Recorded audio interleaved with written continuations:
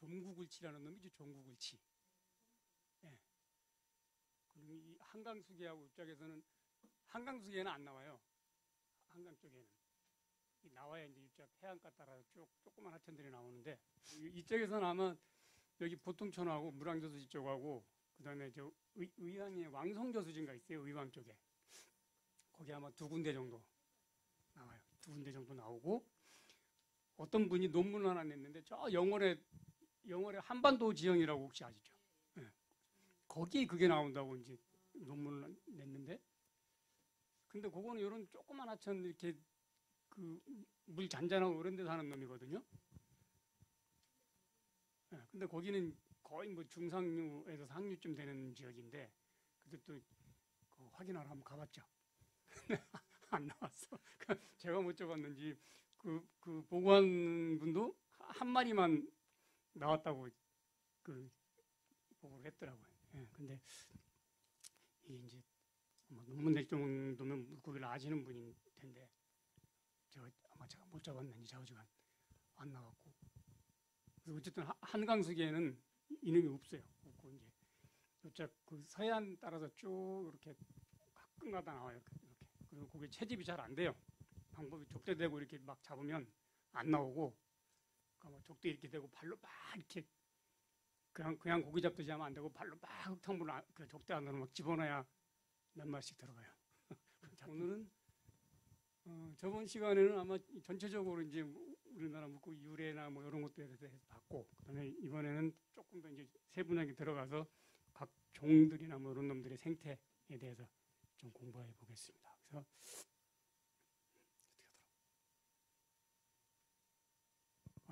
저번 시간에 했던 거 조금 이제 복습을 조금 해보면 이런 이게 이런 데면 잘 이렇게 나오는데 여기다 하면 이렇게 빛이 흡수가 되는 것 같아요. 그게 잘 안 보이죠? 잘 안 보여. 이런 데는 이렇게 깨끗하게 나오는데 이런 데는 잘 안 보여서 우리나라 분포를 이렇게 나눠보면 동북하나 지역이 있고 서하나 지역, 남하나 지역 이렇게 있다 그랬었어요. 그렇죠? 근데 요 동북하나 지역은 이쪽에 아무르강수계의 영향을 받는 하천이라 이쪽 서하나 지역하고 남하나 지역은 완전히 달라요. 물고기들이. 그래서 그 열해놓고 보더라도 지금 보면 서하나 지역, 남하나 지역 이렇게 있죠. 서하나 지역은 뭐 여기 한강, 금강, 북한의 뭐 대동강, 뭐 예성강 이런 놈 다 포함, 압록강까지 포함되고 그다음에 남하나 지역은 대표적인 낙동강이 있고 그다음에 이쪽에 섬진강하고 용산강 이런 놈들이 포함돼요. 어쨌든 이렇게 세 개 이렇게 구분이 되긴 하는데 이 그림들이 뭐냐면 물고기 지금까지 잡혔던 지역 이렇게 점으로 찍어놓은 거예요. 점으로 찍어놓은 건데 이게 우리나라가 이런 일을 시작한 지가 아마 87년도부터인가 1987년도부터 시작을 했는데 한 10년마다 한 번씩 해요. 이렇게 그 10년마다 우리나라 전국을 쫙 이렇게 훑어 내려가는 거예요. 쫙. 그러니까 이게 세 번째, 네 번째 정도 됐는데 첫 번째 87년도에서 96년도까지는 조사하는 사람도 그렇고 이거를 기획 환경부에서도 그렇고 별로 이렇게 신경을 별로 안 썼어요. 그러니까 조사하는 사람도 대충 했고 뭐 조사 그 환경부도 크게 뭐 이렇게 신경도 안 쓰고 그래서 그 당시 조사는 뺐고 97년부터 2015년, 14년까지 이제 쭉 이렇게 찍힌 그 잡힌 지점을 이렇게 찍어놓은 거예요. 그러니까 이게 예를 들어 김몰개 같은 경우는 이만큼 잡혔다는 얘기죠. 물론 이제 여기 보면 점들이 막 중첩된 경우도 상당히 많이 있어요. 그런 식으로 잡혔다는 거고, 그다음 참전기 이런 식으로 이제 우리나라에 분포한다는 건데, 제가 뭘 말씀드리냐면 이게 김몰개도 그렇고 참전개도 그렇고 콜랍자도 다 요놈들이 우리나라 고유종이에요. 고유종이니까 이 우리나라 이게 바다가 이렇게 물이 찬 다음에 우리나라 안에서만 분화된 종이란 말이에요. 그죠? 세계적으로 우리나라에만 서식하는 종. 그죠? 여기 보면 김몰개란 놈은 서하나 지역에도 나오고 남하나 지역에도 나오고 다 나와요. 그죠? 그 다음에 여기 이 동북하나, 동북하나 보면 강원도에 강릉 남대천. 거기 가면 커피 파는 데 있죠. 커피 먹는데. 강릉이 갑자기 뭐 커피가 유명해져서 그 안인진항인가? 그 커피 파는 그 마을 앞에 흐르는 강이 강릉 남대천이에요. 거기 굉장히 중요한 게 뭐냐면 그 강을 기점으로 갈라지죠. 그 동북하나지 거기서부터 시작되는 거예요. 근데 원래 그러면 얘들은 김물교 같은 경우는 서하나 지역하고 남한의 지역에 서식하는 놈인데 이런 데 가끔가다 이렇게 나오잖아요. 이렇게 가끔 나오는 것. 요것도 그렇고. 가끔 그런 놈들이 나와요. 요거는 원래 서식하는 게 아니라 누가 여기서 잡아다 갖다 놓은 거예요. 저번 시간에 말씀드렸듯이 그쪽 지역은 고기들이 별로 없거든요. 그러니까 이제 요쪽에 있는 고기를 잡아다가 바로 여기 고기 하나 넣으면 그 강릉의 조금 위쪽 산골 마을하고 요 고기 바로 넣으면 정선 뭐 인제 이런 게 나와요. 바로 고기 하나만 넣으면 그거 이제 잡아다 놓기 쉽죠. 지금이야 뭐저 뭐지 공기 펌프 같은 거 이렇게 건전지 넣어가지고 들고 다니는 것도 있지만 옛날에 그것도 없었을 테지만 저 밖에서 놓고 갖다 이렇게 넘어오면 얼마 시간 안 걸려요. 춥지도 않고. 그래서 그때 그런 일을 많이 했어요. 이렇게 가끔 나오는 놈들은 원래 서식지가 아니고 갖다 집어넣은 놈들이고. 이거 보면 여기 보면 서하나 지역하고 남하나 지역 같이 나오잖아요. 이거 보면 옛날에 이제 물이 쭉 빠졌지. 지금도 제일 가까웠던 빙하기가 한 2만 년 전부터 15,000년 사이. 그쯤 사이쯤 되거든요. 그때 이제 물이 쭉 빠졌을 때는 한 140에서 150m 정도까지 쭉 빠졌다는 거죠. 그러면 지금 서해 바다 쪽은 다 저기 뻘밭이었을 거라고. 뻘밭이었을 거고 육지였지 육지 그러니까 그 사이로 이제 강물이 흘렀을 거고 그러다 물이 점점 차오르면서 이제 이놈을 보면 김불개를 보면 한강이나 금강이나 낙동강이나 섬진강, 영산강 강이 이렇게 내려와서 여기 어디서 좀 만났을 거예요. 그렇죠? 그때쯤 분화된 놈이라. 그러니까 이때쯤 어디서 뭐 한강에서 분화됐든지 낙동강에서 분화됐든지 어디서 분화돼서 이렇게 강 타고 왔다 갔다 했었단 얘기죠. 여기 전체적으로 이렇게 분포하는 거 보면 그렇죠? 그다음에 참전개 같은 경우는 요 서하나 지역에만 사는 놈이죠. 한강하고 금강에만 사는 놈이죠. 그때는 이미 이제 낙동강물하고 한강하고 금강물은 끊어져 버린 거예요. 물이 점점 차서 지금 서해바다 어디쯤에서 그렇죠. 그러니까 얘는 여기 안에서만 살 수밖에 없는 놈들이고 그다음에 칼납자루 같은 경우는 낙동강하고 금강에 사는 놈이고 그런 거 보면 예를 들어서 처음에는 여기 갯바 어디서 한강, 금강, 낙동강이 같이 만났다가 그죠? 그다음에 물이 점점 차면서 한강에 떨어져 나가고 한강이 고립돼 버린 거죠 이제 그죠? 그다음에 낙동강하고 금강 쪽은 계속 만나고 있다가 그다음에 금강하고 낙동강하고 이렇게 분리가 되고 그런 식인 거죠. 그 분화 순서를 이렇게 보면 돼. 이런 식으로 분화가 된 거죠. 그러니까 어쨌든 김물개 같은 경우 우리나라 전체 지역에 다 살고 동북 하나 지역만 빼고 그다음에 참전개 같은 경우는 이 한강수계 쪽에 한강 금강수계 쪽만 사는 거고 이쪽으로는 이제 요즘에 가끔 나오게 누가 갖다 자꾸 집어넣어가지고 그런 걸 나타내 주는 거고 그다음에 백아사리라는 놈은 한강수계만 살아요. 한강수계만 그죠?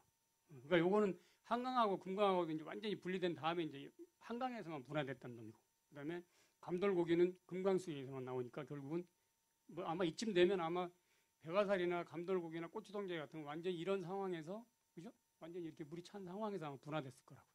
그런 식으로 이제 이거를 이제 요렇게 그 나눈 근거들이 이런 물고기들 요렇게 이제 쭉 따져보면 이런 그림이 나와요. 그러니까 산의 흐름도 하고 그러니까 산경도 백두대간이니 뭐 한북정맥이니 금남정 이런 거 쭉 따져보고 그다음에 물고기들이 어떻게 분포한다.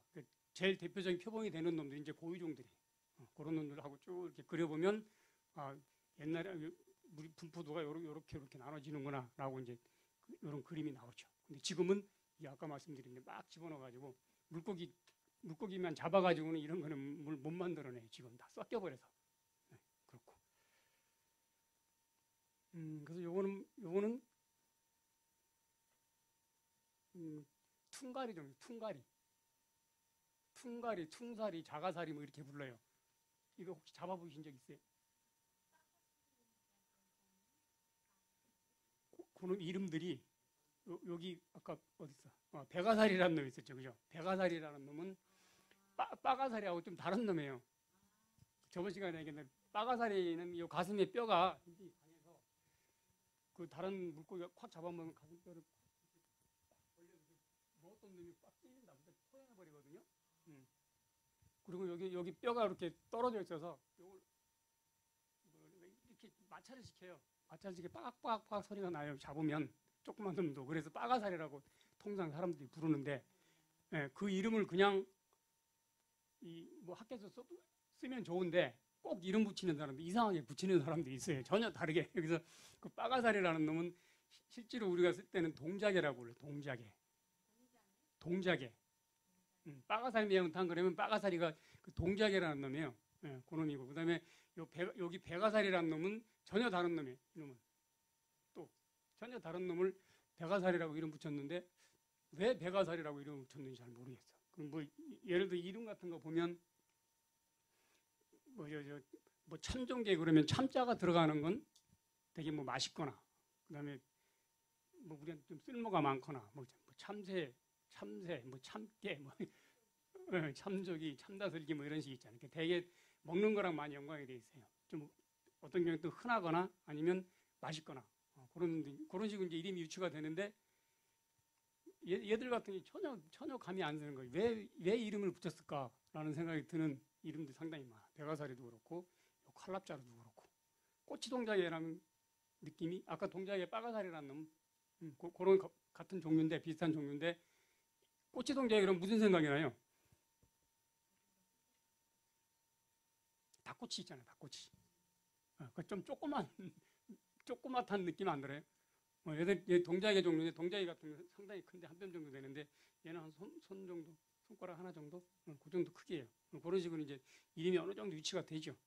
그런 식으로 어쨌든 이름을 좀 붙이면 좀 편할 텐데 참고로 보면 북한 같은 경우는 이름 참 잘 붙여요. 그래서 얼음치 같은 거 있죠. 얼음치 그러면 무슨 생각이 들어요? 찬물에 사는 놈. 그죠? 얼음같이 찬물에 사는 게 얼음치. 누구나 그렇게 생각을 합니다. 근데 걔는 찬물에 사는 놈 아니에요, 절대. 한 중상해 정도 사니까 우리나라 찬물, 냉국성 물고기 그러면 계곡에만 사는 놈들이야. 그 상류쯤 내려오면 다 물 비슷해져요. 겨울에 막 영도가까지 떨어지고. 물은 영하로 안 떨어지죠. 최대로 떨어지는 게 영도예요, 영도. 네, 그 다음에 우리나라 한여름에 같은 보면 한 30도까지 올라가요. 뭐 농수로 같은데 손 집어넣으면 뜨끈뜨끈하고, 그죠? 그런 식으로 올라가는데 얼음치 그런데 북한에서는 걔를 얼음치라고 그래요. 얼음치 이게 몸에 이게 점이 쭉 있어서 이렇게 들여다보면 어른어른해요. 그래서 얼음치라고 그러거나 뭐 어른치라 그러거나 그래서 물고기 이름을 딱 들어보면 생김새가 이렇게 약간 이렇게 생각이 드는데 우리나라 이름은 뭐 얼음치 그러면 이제 정말 찬물에 사는 물고기 같이 대부분 사람들이 그래요. 대부분 사람들이 얘기할 때 보면 얼음치 그러면 굉장히 찬물에 산다고 생각을 하죠. 그 이름을 좀 학자들이 잘 붙여야 되는데 막 붙이는 그런 경향이 좀 있어요. 이것도 보면 퉁가리 종류들 뭐 우리나라에 보면 퉁가리, 자가사리, 퉁사리 뭐 이런 종류들이 있어요. 그러니까 이놈은 특징이 뭐냐면 얘들은 밤에 돌아다니겠어요? 낮에 돌아다니겠어요? 왜? 뭘 보고 아세요? 네. 얘들이 이제 보면 얘들 눈이 여기 있어요. 여기. 그러니까 눈이 그냥 흔적적으로만 그냥 하나 이렇게 점만 하나 찍혀 있는 상황이에요. 그러니까 얘들 이렇게 보면 눈이 별 효용이 없겠구나라는 생각이 들어요. 조금만 해서 그냥 아마 눈 역할이 밝고 어둡고 이게 명암 정도만 판단할 수 있을 것 같아요. 무슨 물체의 형태 같은 건 판단하기 좀 힘들 것 같고 그렇고 그 다음에 수염이 있잖아요. 수염. 이 수염이 무슨 역할을 하냐면 우리의 고양이나 개 고양이 수염 뽑으면 쥐 못 잡는다는 얘기 들어보셨어요? 진짜 그래요. 개들은 왜냐하면 수염 끝으로 이제 신경세포랑 같이 연결돼 있어요. 이걸로 뭘 좀 안다고 많이. 그래서 함부로 뽑으면 진짜 쥐 못 잡아요. 그런데 얘들 같은 경우도 수염의 신경세포도 굉장히 많이 분포돼 있죠. 그러니까 보통 물고기들은 보고 이렇게 먹이를 먹는데 얘들 같은 경우는 먹이를 잘 몰라요. 먹이 주면 냄새 좀 맡고 그다음에 항상 이 수염으로 톡 건드려 보죠. 톡 건드려 봐서 이게 먹을 만한 거구나 아니면 돌멩이네 뭐 이런 거 판단해서 먹는다. 그러니까 대개 야행성들은 눈이 작고 수염이 잘 많이 발달돼 있죠. 그래서 메기 같은 거 대표적인 메기도 눈이 조그만해요. 그리고 수염이 상당히 길고 그러니까 걔들 이렇게 다니다 수염으로 톡 건드려 봐서 이게 먹을 건지 아닌지 그렇게 판단하는 놈이죠. 이게 뭘 설명하려고 그러냐면 이 자가살이라는 놈인데 여기 다음 그림 보면 요 그림 뭐 이게 이제 그 좀 그림이 좀 깝깝하게 생기긴 했는데 이게 유전자 분석을 하는 거예요. 유전자 분석을 하면 이런 식으로 이제 나중에 쭉 분석이 돼요. DNA 분석이라는 거 하면 보면 여기 보면 옛날에 쓰던 슬라이드 갖다 집어넣어서 다 영어로 돼 있는데 요 놈이 이제 그 자가살이라는 놈이에요. 자가살이는 한강속에 안 살아. 한강에 사는 놈이 요 놈이에요. 요 놈이 한강에 사는 놈이고 따로 이게 떨어져 있죠. 그렇죠? 유전자 분석을 해보면 요 숫자들이 나타내는 게 그룹 지는 걸 나타내 주는 거예요. 그래서 이렇게 보면 자가살이라는 놈은 금강하고 만경강하고 한 그룹이 돼요. 그러니까 금강 바로 옆에 만경강 있잖아요. 이게 아주 최근까지 같이 붙어 있었다는 얘기가 돼요. 왔다 갔다 했었다는 얘기. 그러니까 금강의 자가살이하고 만경강의 자가살이 별 차이가 없다는 얘기. 유전적으로. 그렇고 그다음에 여기 섬진강하고 영산강하고 아주 붙어 있고 강들 자체가 가까이 붙어 있잖아요. 그렇고 그다음에 보면 낙동강하고 뭐 남강하고 요건 다 이제 낙동강속이니까 지네끼리 이렇게 뭉쳐 있죠. 그런 걸 나타내 주는 거예요. 요거는 이제 퉁살이라는 놈은 금강하고 만경강 쪽에만 사는 놈이고 그다음에 여기 이제 퉁가리는 한강 쪽에만 사는 놈이라 임진강이나 뭐 홍천강이나 남한강이나 이렇게 거기 사는 놈들 이렇게 뭉쳐 있고 그러니까 얘들이랑 요놈들은 굉장히 거리가 멀죠. 좀 얘들끼리 이렇게 가까워도 얘들하고는 상당히 거리가 멀다고. 요놈들은 같은 종이에요. 같은 종이고 얘는 다른 종.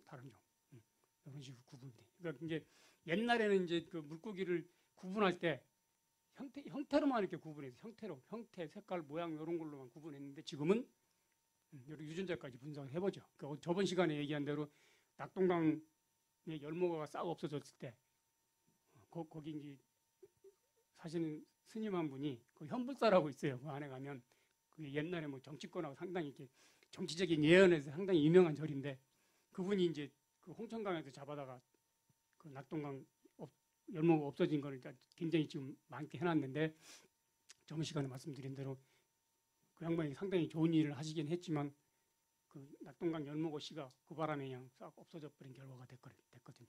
지금 생각해 보면 지금 이제 유전자 분석까지 하는 거 보면 그런 식으로 돼버렸어요. 그래서 오늘 하천양의 특징에서 저번 시간에 좀 배웠어요, 그렇죠? 대개 상류, 중류, 하류 이런 식으로 상류, 중류, 하류 이런 식으로 이제 하천을 구분을 해요. 그 대개 보면 여기 보통청 같은 경우는 어떨까? 여기 이제 그 보통청이 제일 큰 강이죠. 시흥에서는 제일 큰 강이에요. 찌끄만 강이긴 한데 어쨌든 시흥에는 제일 커요, 그렇죠? 그래서 대개 보면 물안저수지 같은 경우는 뭐 이게 뭐 늪이나 연못쯤 해당되는 저수지고 그다음에 주변에 조그만 저수지가 잔뜩 있더라고요. 가다 보니까 뭐 연 키우는 연못도 있고 그런 건 다 이런 정수역이죠. 물이 흐르지 않는 정체 수역 그렇게 부르고 그다음에 저번에 구분했었죠. 호수하고 늪하고 연못하고 구분하는 거 뭐 깊이가 뭐 몇 메다 사이면 뭐 바닥에 뭐 수초가 뿌리를 받고 살 수도 있고 너무 깊으면 이제 빛이 통하지 않으니까 광합성 못하니까 못 살아요. 호수 같은 데는 그런 식으로 이제 구분을 하고 여기서 상류, 중류, 하류 같은 경우는 물 흐름 그러니까 대개 이제 물고기를 하든지 그다음에 뭐 수소곤충을 하든지 이 하천양은 이제 기본적으로 구분을 조금 할 줄 알아야 돼. 그래서 이게 상류쯤 되는구나, 뭐 중류쯤이구나, 하류쯤이구나 구분하는데 예를 들어서 뭐 상류형으로 이게 하천이 쭉 흐르다가 어느 지에 가면 그 상류, 중류 이렇게 흐르다가 중류 지나서 다시 중류 지나면 당연히 중하류나 뭐 하류가 나와야 되는데 어떤 경우는 또 이게 가파라지면 상류형 하천이 나오기도 하고 그래요. 그러면 중류 지났는데도 불구하고 상류에 사는 물고기들이 살기도 하고 뭐 왔다 갔다 해요. 그래서 물고기 같은 건 좀 대중이 없어요. 그러니까 예를 들어 수소곤충 같은 경우는 다 이렇게 잡아보면 상류에 사는 놈, 중류에 사는, 하류에 사는 이렇게 아주 정확하게 잘 나와요. 그래서 그걸 가지고 이제 보통 지표종이라 그러잖아요. 지표종이라는 말 들어보셨어요? 그러니까 어디에 어떤 놈이 나오면 여기는 뭐 수질이 뭐 1등급이네 2등급이 이렇게 구분할 수가 있거든요. 그래서 물고기 같은 경우도 어느 정도 되긴 되는데 명확하게 되지는 않아요. 물고기는 아주 계류 쪽 빼면 그런 좀 특징이 좀 있고 그래서 요거 같은 경우는 계류지역 아주 상류지역. 그럼 이런 데는 물이 어떻게 흐르냐면 막 흐르다가 여울 있고 그다음에 약간 소가 있고 여울 있고 소 있고 막 이렇게 이런 식으로 된대. 그럼 아마 이쪽 시흥 쪽에서는 보기 힘들 것 같고 아마 안양천 맨 상류나 그런데 그다음에 북한산에 무슨 정릉계곡 뭐 이런 데 가면 그런 게 이제 여기 해당되는 거죠. 그 다음에 이게 이제 대표적으로 상류 그러면 이게 이제 대표적인 상류 형태. 내가 이렇게 봐도 물 이렇게 쭉 흐르는 그 보는 범위 내에서 여울이 이제 여러 개 나타나. 여울. 그죠? 여울이 있고 그다음에 깊은 웅덩이가 있고 여울이 있고 웅덩이 있고 그런 식으로 나타나. 그다음에 요거는 그 아래 단계 좀 여기 이제 동강 영월에 그런 정도고. 그다음에 중류 같은 경우는 이 사행 구간에서 아마 보통 한 번 정도 여울이나 여울 같은 게 한 번 정도 이렇게 나타나. 이런 식으로. 그게 이제 중류가 되고. 그다음에 요거 이제 중하류 같은 건 좀 더 이제 물이 좀 잔잔해지겠죠. 이렇게 하다 보면 물 흐름에 따라서 바닥 같은 경우는 여긴 당연히 물살이 굉장히 세니까 뭐 흙 같은 건 다 떠내려가고 남아있는데 큰 돌만 남아있다. 물살이 세니까 잔장을 같은 것도 싹 씻겨 내려가고 아주 큰 돌만 남아있는 거예요. 이렇게. 그러니까 바닥은 되게 바위로 된 이게 안반이라고 하죠. 안반. 바위로 된 전체적으로 바위로 되거나 그다음에 이런 큰 돌멩이들이 있는 지역. 그다음에 여기 같은 경우는 상류 같은 경우는 큰 돌이나 뭐 돌이나 이런 것들 물론 안반도 있고 가끔가다 모래도 나오기도 하고 뭐 그래 이제 그렇고 그다음에 여기 중상류 같은 경우는 자갈 같은 것들이 많이 나오죠. 그렇고 그다음에 중류 같은 경우는 바닥이 모래 어느 물살이 좀 느린 부분은 모래가 쌓여 있기도 하고 그다음에 좀 빠른 지역은 뭐 자갈이 잔뜩 나타나기도 하고 그런 식으로 이제 구분이 되는 거예요. 그다음에 하류나 하구가 있고 그다음에 여기는 이제 아마 소래포구 정도가 아마 하류 그다음에 하구 민물하고 저 바닷물이 섞이는 부분들 그런 식으로 이제 구분이 되죠. 그래서 이렇게 보면 물고기들이 계류나 상류에 사는 놈, 그다음에 중상류에 사는 놈, 중류에 사는 놈, 하류나 하구에 사는 놈 이런 식으로 이제 구분이 쭉 돼요 대부분. 그래서 대개 보면 계류에 사는 놈들은 이름이 뭐였죠? 요거 산천어예요. 산천어. 요게 금강모치고 요게 산천어라는 놈. 그다음에 얘들은 산천어는 부하에서 바다로 가거나 안 간 놈들, 그 안 간 놈들이 산천어라고 부르는 거예요. 갔다 오면 성어가 되는 놈이고. 금강모치, 그다음에 요건 열목어 새끼예요. 어미가 열목어 새끼. 그러니까 연어과 물고기들은 어릴 때는 요런 무늬들이 이렇게 있어요. 세로로 된 무늬. 세로 무늬가 아니라 가로 무늬라 그래. 가로 무늬. 네. 그러니까 물고기를 볼 때 요렇게 놓고 보는 게 아니라 요렇게 놓고 봐야 돼. 요렇게 놓고 봐서 무늬가 요렇게 되면 가로 무늬가 되는 거지. 이렇게 보통 요렇게 헤엄치니까 보통 세로 무늬라고 해야 될 텐데 이렇게 보니까 가로 무늬가 돼요. 그러니까 이게 좀 굉장히 헷갈려. 근데 보면 그러니까 얘들은 이게 이제 가로 무늬가 되는 거죠.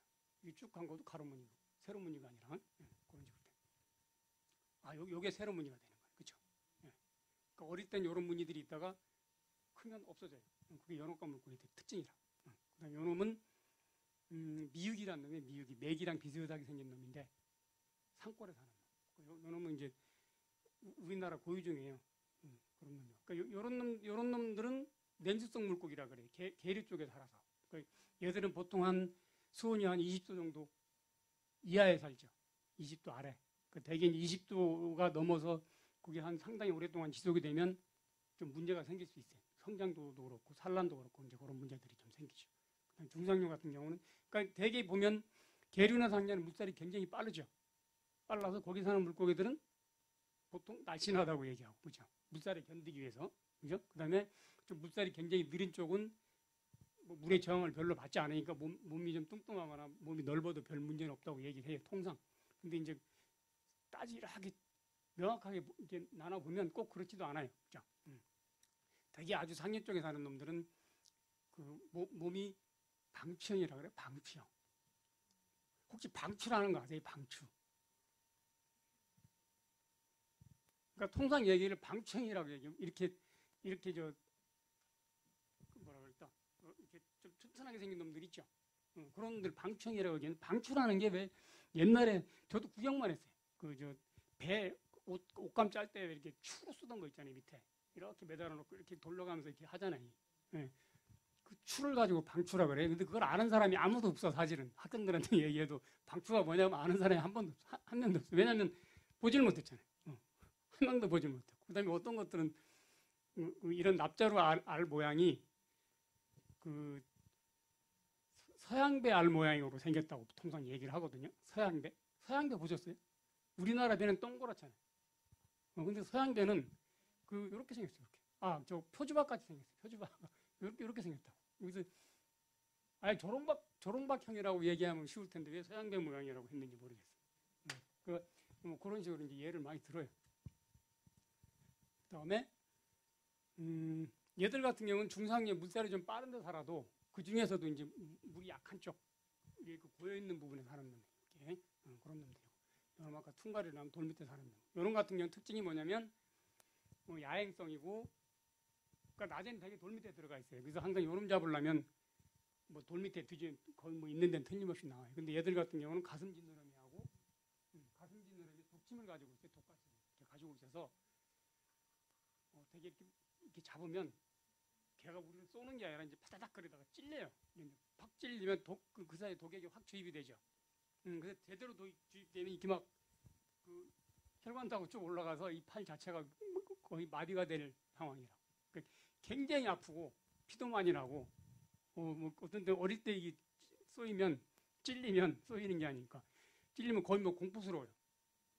그게 굉장히 아프다고. 오래가고 또 이게. 그러니까 그런 놈이 상당히 독이 좀 강한 놈이에요. 그리고 얘를 잡아서 다른 물고기랑 같이 집어넣으면 좀 자기 상황이 조금 불안하면 몸에서 독액을 확 뿜어버려요.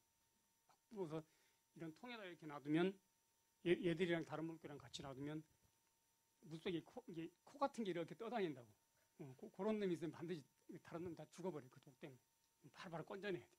그래서 얘들 잡으면 다른 통에 넣든가 살리려면 그렇게 굉장히 독을 가진 놈이고.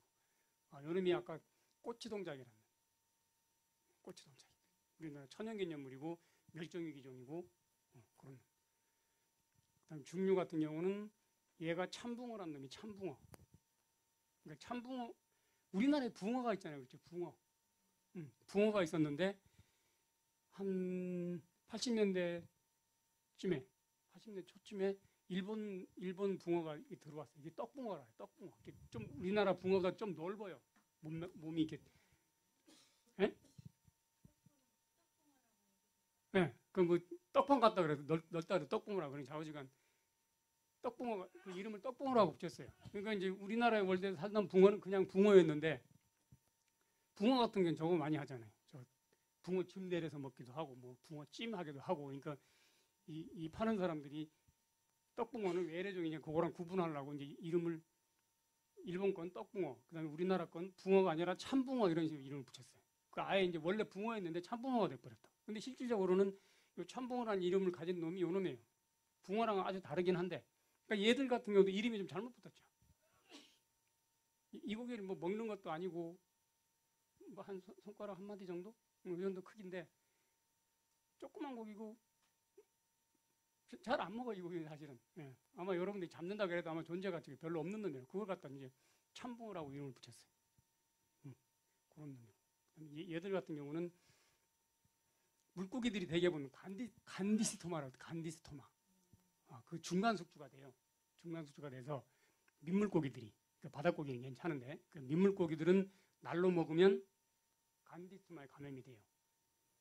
거의 대부분 거예요. 그래서 옛날에는 날걸로 물고기 회를 많이 먹었잖아요. 그래서 간디스토마들이 많이 걸렸다. 그래서 옛날에는 참 먹을 게 귀해서 그런지 좌우지간 낚시터에서 바로 잡으면 거기서 바로 고추장쳐서 먹거나 이런 사람들이 굉장히 많았어요. 우리 작은 할아버지도 낚시를 굉장히 좋아하셔서 잡아서 이렇게 드시고 그랬는데 황달이 나타나고 기운도 없고 거의 돌아가실 지경이 됐었어요. 근데 이게 간디스토마 이 회를 하도 먹어서 간디스토마 중감염이 된 거라고. 그러니까 너무 감염이 많이 되면 황달 나타나고 기운도 없고 죽지는 않아요. 기생충에 감염되면. 왜일까요? 기생충이 아무리 감염돼도 기생충이 얘들이 잘못 예를 들어 작은 창자에 살아야 되는데 딴 데로 막 간으로 가거나 뚫고 나가거나 옛날에 그런 일 많았었어요. 그죠? 지들이 이상한 짓 하지 않으면 내가 만약에 이게 뱃속에 잔뜩 갖고 있다 그래도 난 안 죽여요. 내가 살아있어야 된다. 내가 살아있어야 여기서 알도 낳고 내보내고 또 이렇게 돼야 되니까 나를 죽이면 기생충이 실패한 거라고, 작전이. 절대는 아니지만 숙주를 안 죽여. 중감염이 됐었는데 그때까지만 해도 우리나라 간디스토마를 치료할 수 있는 약이 개발이 안 됐었어요. 그래서 80년대 중반쯤에 독일에서 이제 그 치료약이 나왔죠. 그래서 지금은 이제 간디스트만 그 이렇게 다니다가 저 민물고기 잡아서 회로 먹는 분들이 있으면 그거 드시지 마세요. 간디스트만 걸려요. 그럼 약 사 먹으면 돼요. 그래 이제 요새 듣지 마세요. 근데 그게 한 번 먹는데 한 25,000원이니까 그렇게 싸지는 않아요. 요즘에 이제 그런 그게 없는데 얘들이 그 제일 많아요. 그 간디스트만 그 뭐라 그러나 피낭유치라는데 간디스트만 말하는 새끼쯤 되는 놈들이야. 걔들이 이제 물고기 근육에 있다가 사람이 먹거나 그다음에 뭐 너구리가 먹거나 뭐 수달이 먹거나 그러면 걔들 몸에 들어가서 이제 간 쪽에서 이렇게 사는 놈들이죠. 얘가 기록이 한 마리에 한 2만 마리 정도까지 갖고 있던 기록이 있다고. 근데 낙동강 부근에 가면 이런 물고기 조그만 물고기를 잡아서 즙을 내 가지고 먹는 뭐 민간 치료요법이 있어요. 그게 뭐 폐병인가 뭐 무슨 병에 걸리면 그렇게 뭐 옛날에 영양이 부족하니까 아마 영양 있는 걸 주려고 그랬는지 모르지만 거의 뭐 그걸 갈아 마실 정도면 아마 그 간디토마에 걸려서 거의 중감염 됐을 상황일 거야. 아마. 그런 경우 많았다. 그렇게 먹던 놈이고. 그다음에 얘들 모래무지라는 놈.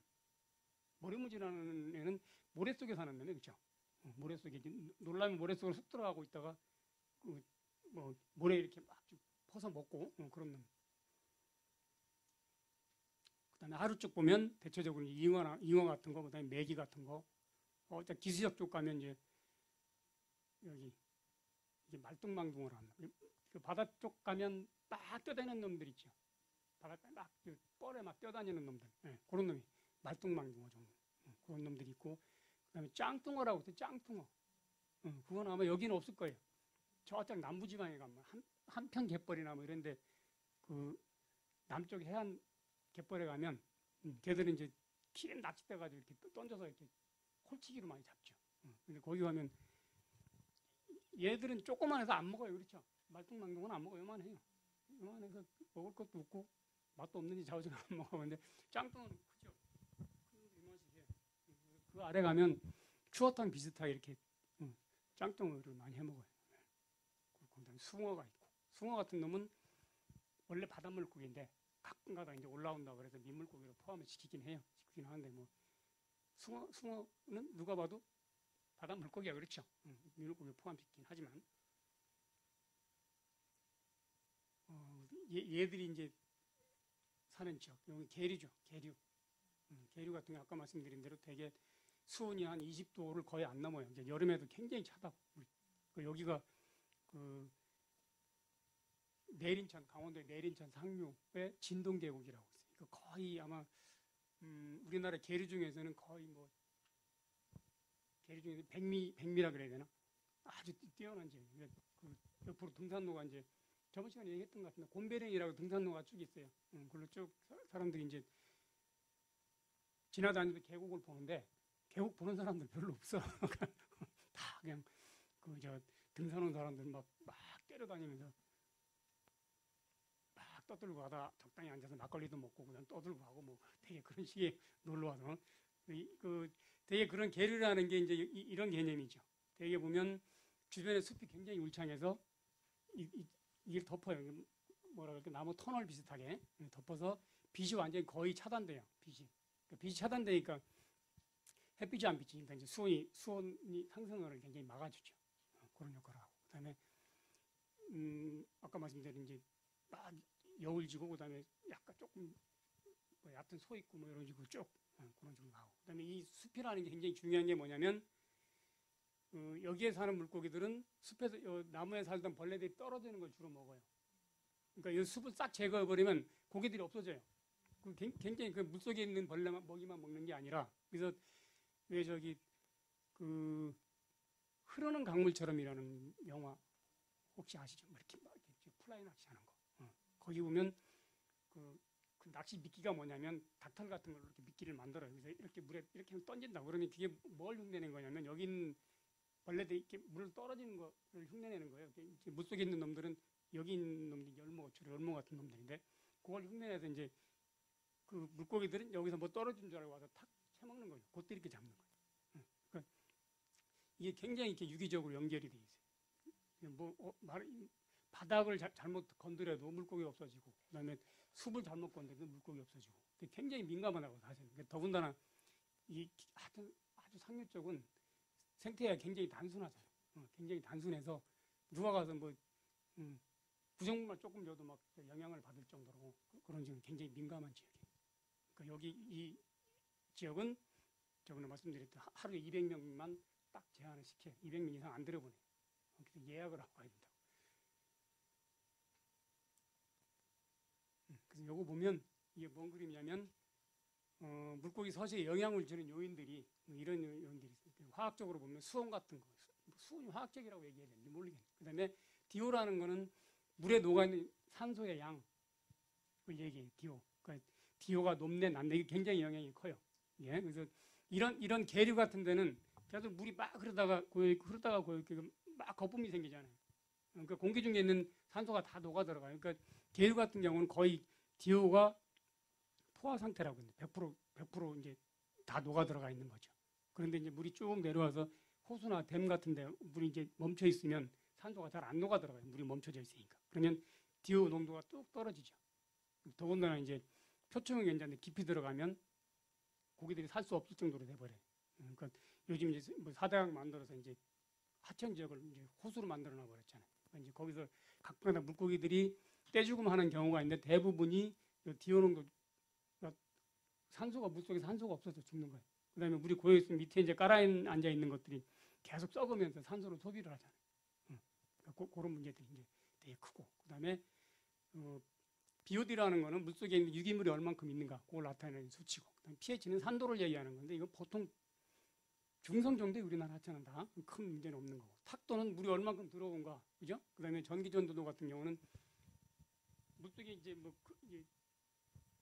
전기가 얼마나 잘 통하는가 간단히 말하면 그런 걸 나타내는 건데 뭘 의미하냐면 물속에 어떤 이온물 다른 어떤 물질이 얼마나 많이 녹아 있는가 이런 걸 이제 나타내는 척도가 되는 거고, 그다음에 생물학적 영향 같은 경우는 물속에 어떤 동물이 살고 그다음에 같이 사는 물고기들이 어떤 놈들이 있고, 그러니까 똑같은 물고기여도 요놈이 이제 돌상어라는 물고기고 꿀이라는 물고기인데 같은 여울이에요. 같은 여울인데 이 그림이 무슨 그림이냐면 여울 위쪽은 돌상어가 살고 돌상어라는 놈이 살고, 그다음에 여울 조금 아래쪽은 꿀이라는 놈이 살고, 그런 식으로 이제 서식지가 구분이 되는 거죠. 그러니까 얘들은 센 여울에 사는데 먹이도 비슷한 걸 먹어요. 그러니까 얘들이 이 같은 장소에서 두 놈이 같이 이렇게 살면 서로 경쟁이 굉장히 심해질 거라고. 굉장히 심해지는데 이런 식으로 서식적으로 이렇게 분리해서 서로 살죠. 그런 그만큼 경쟁이 좀 덜하죠. 그런 식으로 구분을 하는 거죠. 이렇게. 그다음에 이런 건 뭐 경사도나 유량 요석 수준 같은 거 어쨌든 이런 것들이 물고기 서식에 상당히 큰 영향을 주고, 그다음에 여기 이제 나온 게 수변 식생 같은 것 아까 말씀드린 대로 그 대표적인 게 참갈견이라는 물고기가 있어요. 그런 놈들은 보통 중상류 쪽에 사는데 중상류 하천 정도가 대개 이제 그 뭐 길을 내거나 뭐 농토를 확장하거나 뭐 집을 짓거나 하면서 제일 많이 이제 영향을 많이 요즘에 많이 받는 지역이, 이제 어차피 하류 쪽은 뭐 우리 시흥 같은데 뭐 하류 쪽이 하면 이미 다 망가졌고, 그죠? 그래서 하천을 손을 대면서 양쪽으로 뚝을 쌓고 그다음에 두 개 있는 그 숲을 같은 거 다 제거를 해버리죠. 그럼 참갈견이 굉장히 많이 살다가 숲 제거하면 싹 없어져 버려요. 그러니까 걔 주된 먹이는 물속에 사는 벌레보다 주변에 그 풀에 붙어 살다가 이렇게 또 바람 한번 샥 불면 그냥 잔뜩 떨어져요. 적을 것 같지만. 그래서 실제로 잡아서 뭘 먹었나 조사를 해보면 물속에 사는 벌레보다 이런 하루살이 뭐 이런 것들 그런 놈들이 훨씬 많아요. 그런 식으로 굉장히 영향이 크죠. 그래서 우리가 먹으면 위장관을 자기가 적당한 장소가 아니기 때문에 어디 뚫고 나갈 위장 벽을 뚫어요. 파고 들어간다. 그러면 이게 뭐 엄청나게 아프대요. 그래서 뭐 뒤집어진다 그러다 해먹고 한두 시간 있다가 이제 그런 경우가 많아요. 그러니까 그러면 이제 병원 가면 이제 뭐 내시경 같은 거 집어넣어서 빼는 수밖에 없죠. 이렇게 집어내는 수밖에 없어요. 그러니까 그게 이제 양양 연어 축제 같은 데 가면 죽은 연어를 회를 떠서 주겠는데 가끔 그런 게 있었어요. 그래서 좀 문제가 되고 하긴 했었는데 그 오징어도 많이 나와. 오징어도 많이 나와요. 그 회 그러니까 바다에 먹으면 재수 없으면 그런 게 걸려요. 감염될 경우가 있어요. 재수 없으면.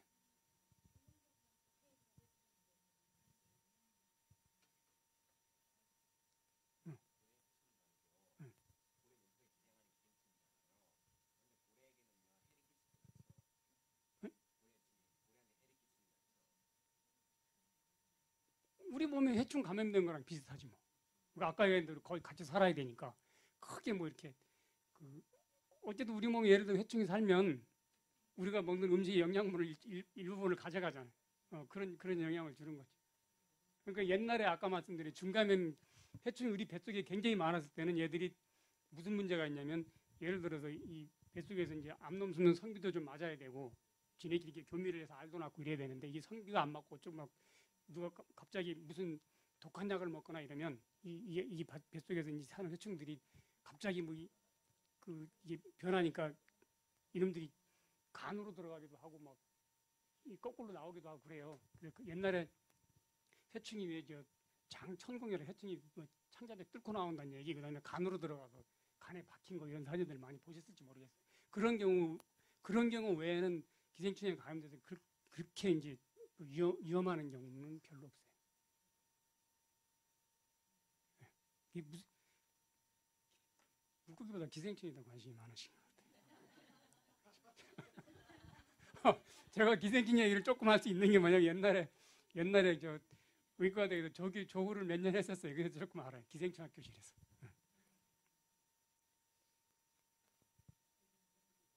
다 되셨어요? 어쨌든 민물고기는 무조건 익혀 먹어야 돼요. 익혀 먹어야 돼요. 날 걸로 먹으면 거의 틀림없이 감염이 돼요. 그러니까 바닷고기는 상관없어요. 그러니까 아까 말씀한 고래대충 유충이라는 놈만 조심하는. 근데 우리가 조심할 게 아니고 해 뜨는 사람들이 오징어에 상당히 많이 나와요. 그건 실 같은 거. 아니 이렇게 아니 그건 아니에요. 한 요 정도 길이고 그다음에 회충 모양 같이 생겼어요. 회충 같이 생겼어요. 조그만 회충 같이 생겼어요. 그런 놈들이 자세히 보면 아마 회로 썰어서 나올 때는 회 쓰는 사람들이 싹 해요. 그래서 별로 안 나오는데 예를 들어 오징어 이렇게 자를 때 내장 같은 거 이렇게 한번 자세히 보시면 그런 하얀 벌레들이 들었어요. 조기 같은 것도 많고. 조기 같은 거 이렇게 조기는 통째로 굽잖아요. 배 안 따고. 그래서 드실 때 이렇게 배 이렇게 열어보면 거기에 동글동글하게 이렇게 말린 벌레들이 잔뜩 있을 거예요. 네, 그거 많이 있어요. 그러니까 많이 있어서 근데 괜찮긴 해요. 괜찮지. 사실은 괜찮은데 그게 이제 알면 되게 깨름직하잖아요. 알면 굉장히 깨름직해서 굉장히 깨름직해서 왜 구내식당 같은 데서 밥 먹다 보면 생선 나오면 이렇게 옆에 사람들 이거 벌레다 그러면 안 먹어요. 우리는 갖다 먹지 이제 익숙하니까.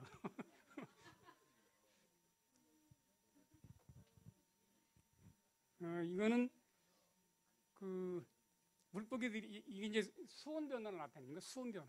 이게 보면 이게 이제 고도 같아. 그러니까 한 고도가 한 200m쯤 내려 그렇죠? 쭉 내려오면서 보면 수온을 재보면 수온은 높을수록 이렇게 되는 거죠, 그렇죠? 고도가 높으면 수온이 낮다가 점점 이제 하루를 내면서 수온이 이렇게 높아지는 거예요. 그러니까 요 글이 뭐냐면 여기 높은 거는 여기서 물이 이렇게 땅속에서 솟아나오는 부분이고 여기는 조그만 위에 이제 그 위에 상면 실개천 여기서 물 양이 적으니까 상당히 높은데 이게 금강모치하고 연준모치 나타낸 거예요. 얘들 같은 경우는 냉육성 물고기라 찬물 쪽에 이제 많이 사는 거죠. 찬물 쪽에 살다가 수온이 점점 높아지면 이렇게 없어져요. 고기들이 숫자가 줄어들어. 그리고 여기서 조금 이렇게 늘어나는 게 뭐냐면 여기 또 바닥에서 바닥 강바닥에서 이제 찬물이 이렇게 솟아나오는 지역에 그러니까 수온이 또 낮아지면 얘들 개체수가 좀 그렇게 늘어나죠. 그런 식으로 이제 수온 같은데 뭐 수온이든지 뭐 아까 말씀드린 DO든지 뭐든지 이런데 굉장히 민감하게 반응을 좀 하죠. 그거 보여주기 위해서 한 그림이에요. 그다음에 여기 봤더니 이 책에 보면 뒤쪽에 나중에 윤순태라는 분이 아마 그 물고기 형태에 대해서 이제 조금 강을 하시던데 그분이 이제 뭐지 다이빙 다이빙에서 이렇게 촬영하는 분이에요. 네. 그 양반은 내가 어떻게 알았냐면 저도 이제 물고기를 잡으러 어디 저한테 동강에 갔는데 좁은 길들이 많아요. 그래서 이쪽에서 차오고 이쪽에서 차오면 난감할 때가 많다고. 그럼 이제 이렇게 만나면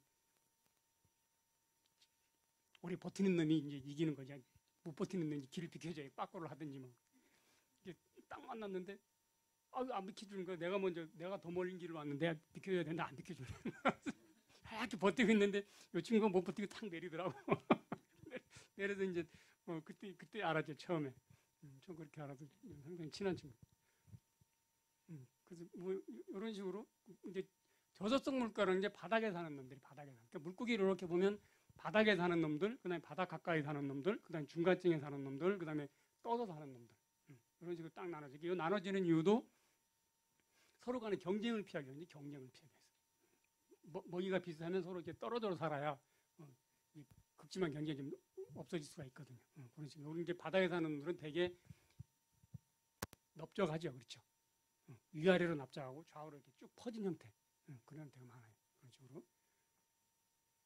그런 식으로. 위에는 얼룩동살이라는 놈인데 이렇게 물속에서 어항에서 키우다가 배고픈 상황에서 뭐 이렇게 던져주면 그냥 잡아 먹어버리죠.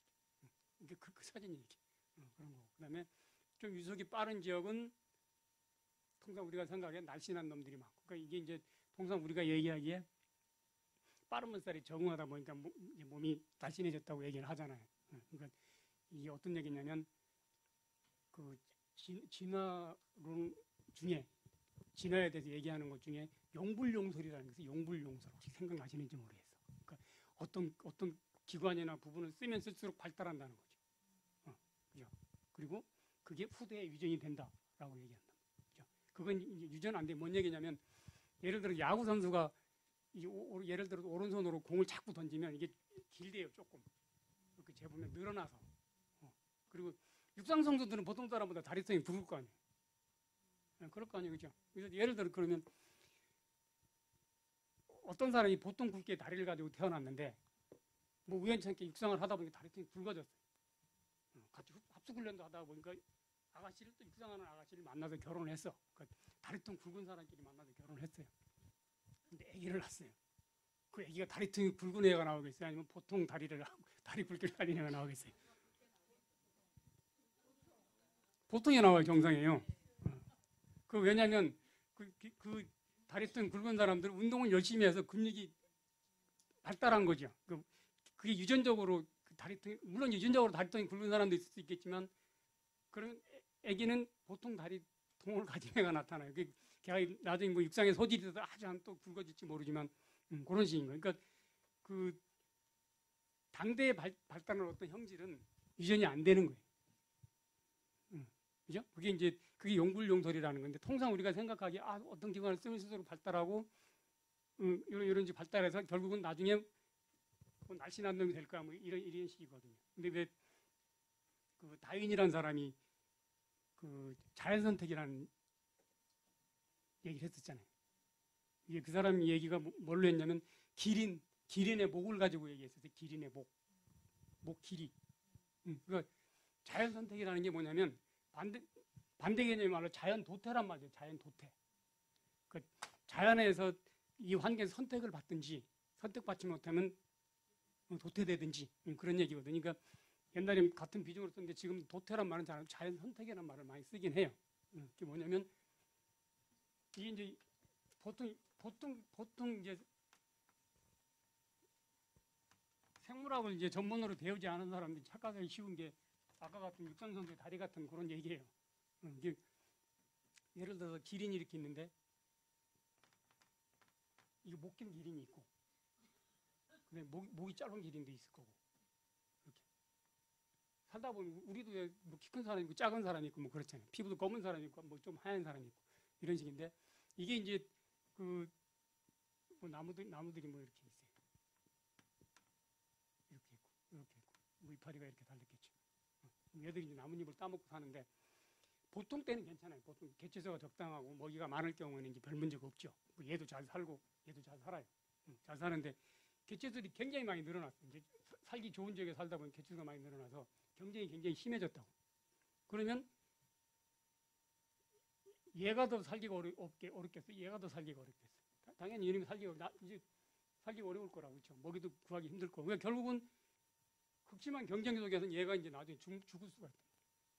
뭐랄까 그 엉덩이 크기하고 그 짐승이 쫓아오면 그 도망가는 확률하고 이런 얘기들이 나중에 기회가 있으면 될지 모르겠네. 그러니까 어쨌든 이게 이런 식으로 돼. 적당한 크기에서 멈춰요. 크기가. 네. 그러니까 예를 들어서 엉덩이 크기가 예를 들어 조금 외설적일 수도 있는데 예를 들어 엉덩이 큰 여성들은 남성들도 좋아한다라고 얘기하면 이게 계속 커질 거 아니에요. 그럼 더 매력적인 여성이 될 거라고, 그죠? 근데 너무 이게 커지면 아까 말씀드린 대로 자연상태에서 뭐 산돼지가 쫓아오든 뭐 곰이 쫓아오든 도망가야 되는데 둔해가지고 도망을 못 간다고.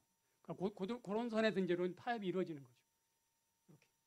이렇게 그런 식으로 이게 사람으로 비하면 좀 그렇다. 큰뿔 사슴이라는 큰뿔 사슴.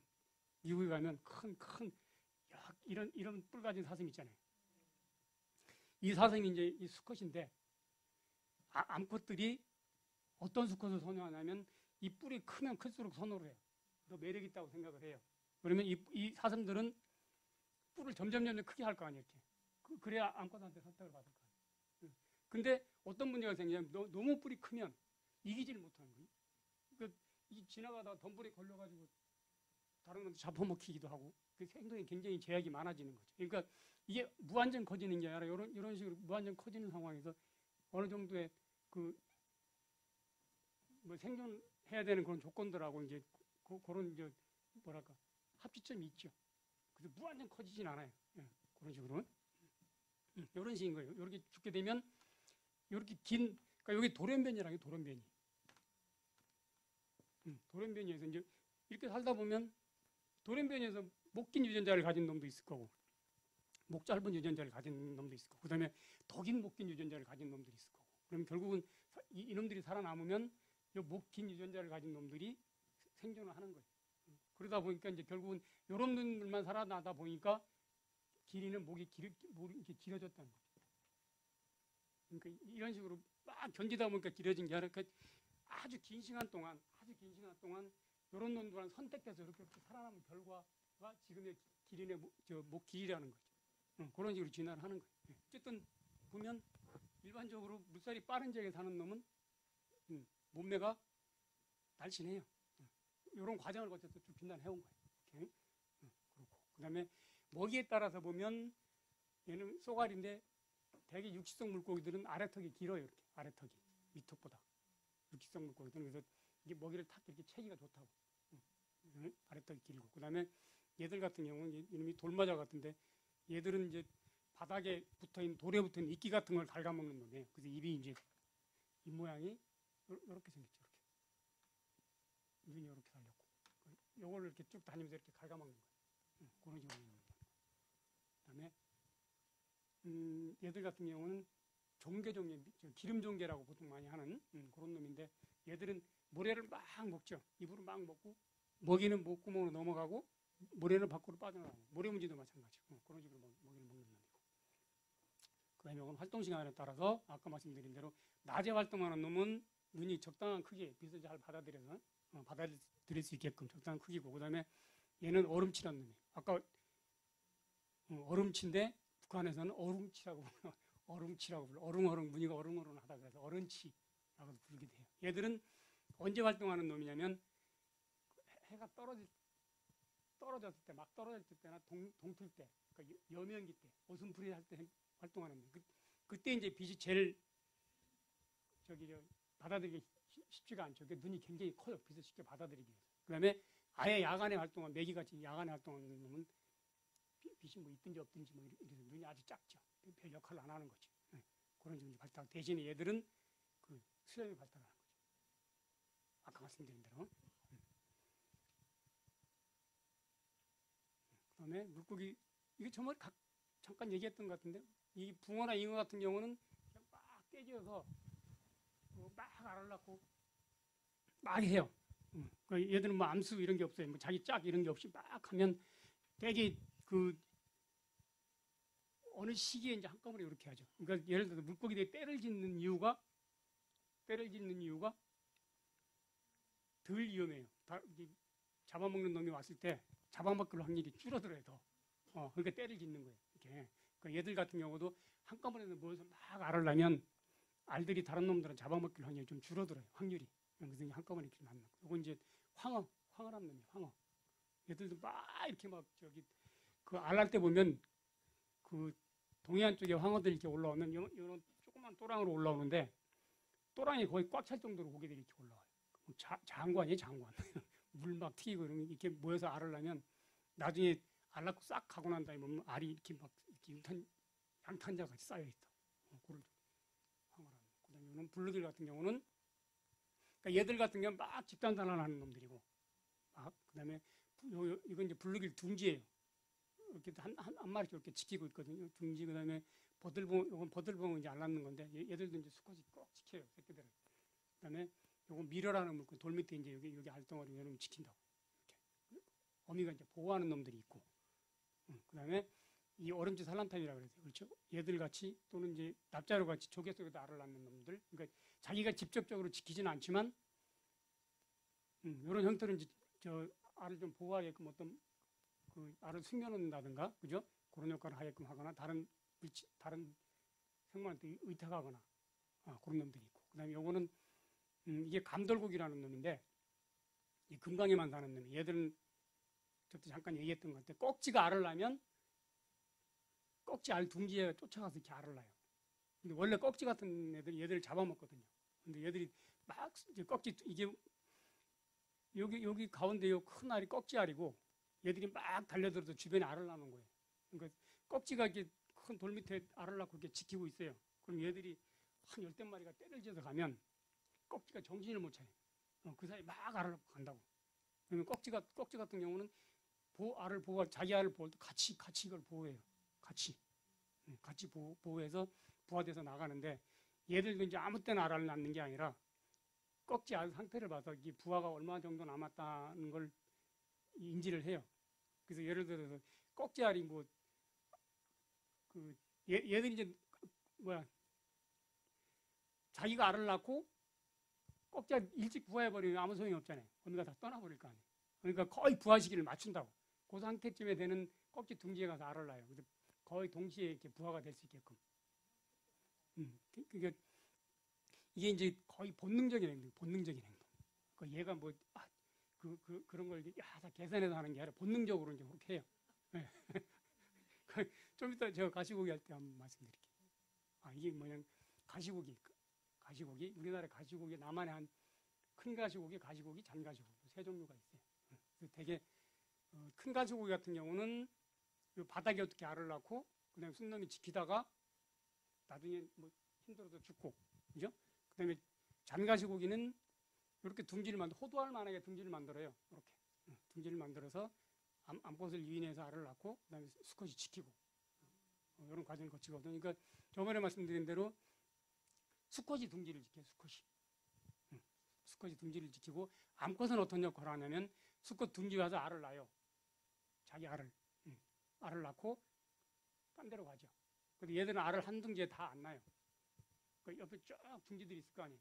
근데 암꽃이 제일 선호하는 수컷은 어떤 둥지를 택하냐면 그 둥지 안에 알을 많이 가진 수컷의 둥지를 선택을 해요.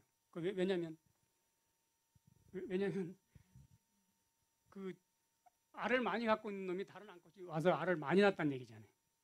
그만큼 이 수컷이 아마 능력이 있을 거라고 생각을 하는 거죠. 알을 지킬 수 있을 만한 능력이 있을 거라고 생각을 해요. 그래서 항상 이렇게 다니다가 알을 많이 가진 수컷 둥지로 가서 알을 낳고 다 안 낳아요. 다 안 낳고 조금만 낳고 딴 둥지 가서 또 알 낳고 이런 식으로. 그러니까 왜 다 안 낳느냐면 예를 들어 자기가 이 둥지에 한 200개 정도 알을 낳는데 200개를 싹 낳아버리면 여기다가 한 둥지에다가 이 수컷이 둥지를 지키다가 사고를 당할 수도 있고 다른 놈한테 잡혀먹을 수도 있잖아요. 그러면 다 날아가는 거죠. 잡혀먹을 수도 있고 이 수컷이 불성실할 수도 있어. 지키다가 에이 그럴 수도 있다. 그러니까 그거 막기 위해서 이제 조금 이렇게 놔요. 그러면 수컷은 어쨌든 둥지에 알을 많이 갖고 있어야 매력적인 수컷이 돼서 암컷이 와서 알을 낳게 되는 거죠. 그러면 수컷은 어떻게 하냐면 좀 더 매력적인 수컷으로 보이기 위해서 옆에 있는 둥지 알을 훔쳐다가 자기 둥지 갖다 놔요. 원래 생물이라는 건 자기 새끼가 아니면 다 죽여버리거든요. 예를 들어 사자 같은 경우가 어떤 무리에서 암수가 있다가 이 수컷의 새끼를 가졌어요. 암놈이 새끼를 낳았어요. 그러다가 옆에 좀 더 젊은 수컷이 이 늙은 수컷을 물리치고 이제 그 집단의 우두머리가 됐어요. 그러면 제일 먼저 하는 일이 먼저 번 수컷의 새끼를 가진 암컷의 새끼를 죽이는 일이에요. 제일 먼저 하는 일이. 제거뿐. 자기 씨가 아닌 걸 제거해버리는 거죠. 근데 그게 원래 동물의 속성이거든요. 근데 얘들은 다른 둥지에 있는 알을 훔쳐다가 자기 둥지에 갖다 놓고 같이 보호를 해줘요. 그러니까 암놈한테 더 많은 알을 얻기 위해서. 그러니까 이게 굉장히 치밀한 머리 싸움이라고 사실은. 이게 이제 종 간에, 그죠? 예를 들어서 붕어랑 메기랑도 서로 경쟁을 하지만 붕어끼리도 경쟁을 하죠. 그 종 내 경쟁이 더 치열할 수도 있어요. 그렇죠? 붕어랑 메기랑 경쟁도 하지만 붕어나 붕어끼리 경쟁도 하고, 그 다음에 암놈붕어하고 순놈붕어도 경쟁할 수밖에 없어요. 사실은 이게. 예? 그렇죠. 내가 따지고 보면, 그러니까 이게 이제 조금 아까 말씀드린 이게 본능적인 행동이라는 게 뭐냐면, 이 가시고기 같은 경우는 이렇게 둥지를 만들고 거기를 자기 영역이라고 지켜요. 지키는데 얘들 같은 경우 어디에 반응을 하냐면, 암놈이 들어오면 이게 받아들이는데, 순놈일 경우에는 이 빨간색에 반응을 해요. 빨간색에. 그래서 이 주변으로 이렇게 혼인색에 나온 순놈이 들어오면 확 내쫓죠. 못 들어오게. 여기 내 영역이라고 못 들어오게 딱 내쫓는데, 이게 이제 그 본능적인 행동이라는 게, 예를 들어서 이걸 실험실에 이렇게 키우다가 수온을 재보려고 이제 알코올 온도 이렇게 집어넣으면 알코올 온도가 밑이 빨갛잖아요. 그럼 와서 확 쏴요, 알코올 온도. 꽉. 왜냐하면 얘는 그 알코올 온도를 자기 수컷으로 생각해. 다른 수컷으로 생각해. 그 다음에 여학생들이 뭐 이제 뭐 정리한다고 빨간 매능급 바른 애들 이렇게 집어넣으면 확 와서 팍팍팍 쫓죠. 재밌어요. 그런 식으로 본능적인 행동, 본능적으로 행동하는 거예요. 얘들 계산된 행동이 아니라 나는 무조건 빨간색이면 내 연적이야 하고 그렇게 하는 거죠. 지금 똑똑하다 그래야 되는지 이게 본능적인 행동이라고 해야 되는지 어쨌든 그렇게 진화를 해왔어요. 그러니까 이제 저도 말씀드린 대로 물고기들은 이게 모성애가 강하냐 부성애가 강하냐 이런 거. 예를 들어 포유류 같은 경우는 조류나 포유류들은 모성애가 엄청나게 강하죠. 그러니까 부성애는 뭐 비할 게 아니에요, 그죠? 그다음에 물고기들은 모성애는 거의 없어요. 다 부성애예요. 다. 이게 무슨 관계가 있냐면 생식세포를 어떤 놈이 먼저 밖으로 배출하냐에 따라 굉장히 달라져요. 그러니까 물고기 같은 경우는 체외수정이잖아요. 체외수정. 그러니까 암놈이 알을 낳으면 수컷이 거기 정자를 뿌려요. 그러니까 암놈이 알을 낳고 조금 있다가 수컷이 정자를 뿌리니까 암놈은 알을 낳고 몇 배 빼도 상관없어요. 네가 키워라 그러고 가버리는 거예요. 그럼 수컷이 남아서 이제 뒷감당을 하네요. 뒷감당을 수컷이 하는 거예요. 그러니까 이제 그런 과정을 그래서 대부분의 물고기들은 다 수컷이 지켜요. 다. 뭐 심지어는 저 해마 같은 거는 저 암놈이 알을 수컷 뱃속에 넣어주잖아요. 수컷 뱃속에서 부화되고 이렇게 나중에 나요. 그런 식으로. 이 뭐 아주 특화된 뭐 그런 과정인데 어쨌든 물고기 같은 경우는 다 수컷이 부성애가 굉장히 강해요. 그래서 뭐 가시고기 소설 같은 경우도 수컷이 지키고 뭐 나중에 진짜 죽고 그죠? 그런 경우들이 이제 소설로 되죠. 그러니까 아까 말씀드린 그 사이 암컷 같은 경우는 좀 더 뛰어난 수컷들을 찾아다니는 거예요. 이렇게. 그러니까 우리가 볼 땐 야, 이 암놈이 바람 피고 댕기네라고 할 수 있지만 얘들 같은 경우는 좀 자기 자손을 좀 더 많이 남기기 위해서 이제 그런 행동을 하는 거죠. 예?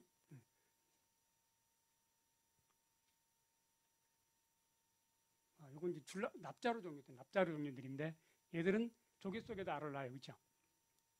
조개 속에도 알을 낳는데 여기 쓴 암놈 그림이 혹시 어디 있나 모르겠네.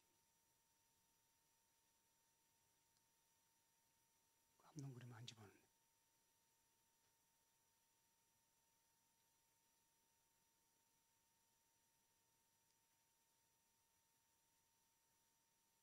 여기 있다. 여기 납자루 종류, 여기 순놈이고 여기 암놈이고. 그러니까 혼인색이라는 꼭 제가 말씀드렸단 말이에요. 산란기가 되면 물고기들 색깔이 굉장히 화려해져요. 이게 이제 대부분들이 다 순놈들이 그렇죠. 새도 그렇고 뭐 물고기도 그렇고 뭐 다들 그래요, 그렇죠? 사람만 좀 빼고 그런 경향이 좀 있어요. 그러니까 되게 화려해지는데 이거 보면 이렇게 울긋불긋 화려해지는 거 보면 물고기든 생명이 아니에요, 그죠? 색깔을 구별할 수 있으니까 색깔로 화려하게 하는 거죠. 그러니까 이제 예를 들어서 소 같은 경우는 생명인데 빨간색 펄럭이 있는 게 뭐 다들 아시지만 사람을 흥분시키기 위해서 빨간색을 쓴다라는 얘기들 있잖아요. 그러니까 그런 식이지만 물고기는 색깔을 구별할 수 있어요.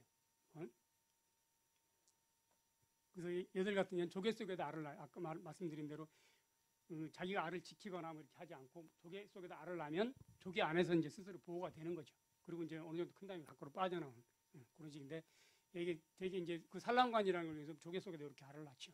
이렇게 알을 낳으면 그 안에서 부화가 돼서 이 정도 되면 부화가 돼서 이제 그 안에서 헤엄칠 만큼 되면 이 정도 되면 이제 밖으로 빠져나와서 독립생활을 해요. 독립생활을 하는데 얘들이 조개 속에다 이렇게 몸속에다 알을 낳으면 조개한테는 굉장히 이게 좀 뭔가가 이물질 같은 게 들어온 상황이 돼버리는 거예요. 이렇게 불편해요. 불편하니까 조개들 항상 밖으로 이렇게 알을 뱉어내요. 이렇게. 뱉어내려고 굉장히 애를 쓰거든요. 근데 자칫하면 이제 뱉어 나오니까 얘들은 어떤 방어 기작을 갖고 있냐면 얘들이 부화해서 이게 몸에 이런 돌기들이 나요. 돌기들이 아주 잔 돌기들. 여기 현미경으로 보면 이렇게 조그만 돌기들이 보여요. 그래서 우리가 왜 갈대나 보리잎 같은 거 입에다 이렇게 물고 이렇게 움직이면 안으로만 들어가잖아요. 밖으로 잘 안 빠져나오잖아요. 그런 식이에요. 그 안에 조개 아가미 속에 들어가서 안 빠져나오죠. 한번 들어박히면 조개가 아무리 내뿜을 나와도 안 빠져나와요. 그런 식으로 했다가 자기가 이제 튀어서 나올 때쯤 되면 이 돌게 다 떨어져요. 떨어져 이렇게 밖으로 빠져나오죠. 근데 조개 같은 경우는 알을 이렇게 생긴 알을 밖으로 확 뿜어서 이 알들이 이제 지나가는 물고기 확 붙어서 이제 한 20일 정도 기생생활을 하거든요. 그러니까 여기 이제 그걸 글로키디움이라고 통상 불려 이렇게 갈고리가 있어서 물고기 지느러미 이렇게 붙죠. 딱딱딱 붙어요. 붙어서 한 2주 정도, 2, 3주 정도 이제 기생생활을 해요. 그러니까 이제 얘들이 그 기회를 어떻게 잡냐면 납자루들이 자기 주위에 가서 이렇게 테리토리 정하고 알 날 때 주변에 이렇게 고기들이 모이잖아요. 그러면 그때 알을 확 붙죠. 이제 좀 그렇게 되면 그냥 홍수에 뿌리는 것보다 붙을 확률이 상당히 높아요.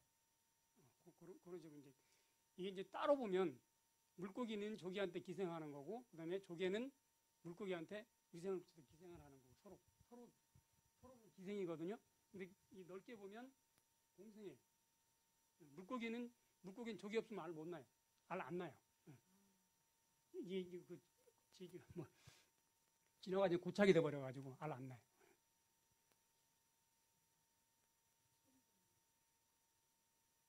그다음에 조개들이 물고기들이 조개를 찾는 방법이 뭐냐면 기가 막히게 찾아요. 이렇게 땅속에 이렇게 조개라는 게 되게 땅속에 이렇게 틀어박혀 가지고 뭐 되게 무뚝뚝한 사람 보고 불 같다는 얘기 뭐 그런 속담도 있잖아요.